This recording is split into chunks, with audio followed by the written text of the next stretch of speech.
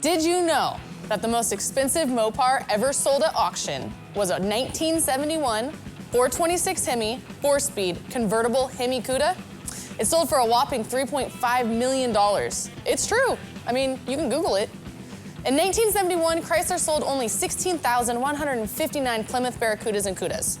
Only 108 of those were Hemi Cuda coupes, 11 of which were convertibles, but only 2 of those were 4-speeds. Rarer still, of the 2 4-speed cars, only 1 was numbers matching. So, is that 3.5 million starting to make a little more sense now? Because that makes it a one-of-one car by default. The Plymouth Barracuda was around for about a decade, from 1964 to 1974, but are best remembered for 2 of those years, 1970 and 1971. Now, if you have a personal preference for one year over the other, that's okay, because both years have a history that's worth noting, and they both certainly have value. But when we think of a Cuda, we think of 1970 and 1971, whether or not it's a Cuda or a Barracuda. The 1964 Barracuda was derived from the Plymouth Valiant and was introduced on April Fool's Day, 1964, but it was no joke. It was built for battle against the Mustang. Mopar built 23,000 Barracudas, which isn't bad for a mid-year introduction, but that's nothing in comparison to the over 120,000 Mustangs that were produced after their April 1964 release. A fun fact about the first generation Barracuda is that the 14.4 square foot rear window was the largest ever installed on a standard production car at that time.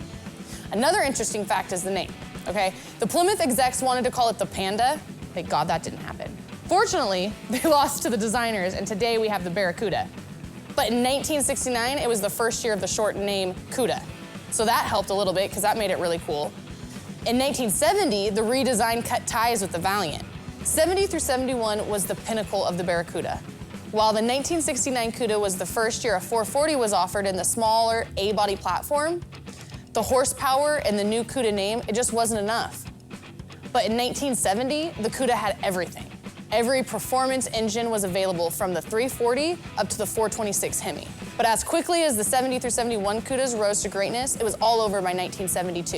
In 1972, there was only one performance engine option, and that's the 340. So no more big blocks or rubber bumpers, shaker hoods, convertibles, rear window louvers, or anything else that screamed cool. Like, they were done with it. They didn't want any more cool.